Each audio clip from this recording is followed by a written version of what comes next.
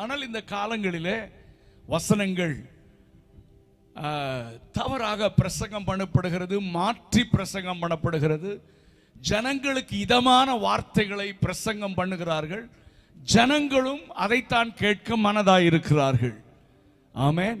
எச்சரிப்பின் சத்தமே இன்றைய தேவை. ஹல்லேலூயா. என இயேசு சீக்கிரமாக வரப்போகிறார். ஆமென். ஹல்லேலூயா.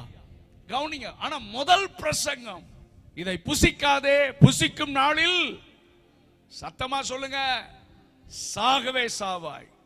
இவர் பிரசங்கம் பண்ணிட்டு போயிட்டாரு. இப்ப அடுத்த பிரசங்கி வர்றாரு பூவங்கோட்டுக்கு. ஹலோ, அவர் என்ன பிரசங்கம் பண்றாரு? இதை புசிக்கலாம், உங்கள் கண்கள் திறக்கும், நீங்கள் தேவர்களை போல மாறுவீர்கள்.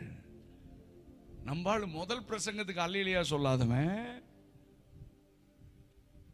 ரெண்டாவது பிரசங்கத்துக்கு என்ன செய்யறான்? சொல்லுங்க சார், இன்னைக்கு அப்படிதான் இருக்கு. ரெண்டாவது பிரசங்கம் இன்னைக்கும் the same thing is happening. இதே காரியம் தான் நடக்கு.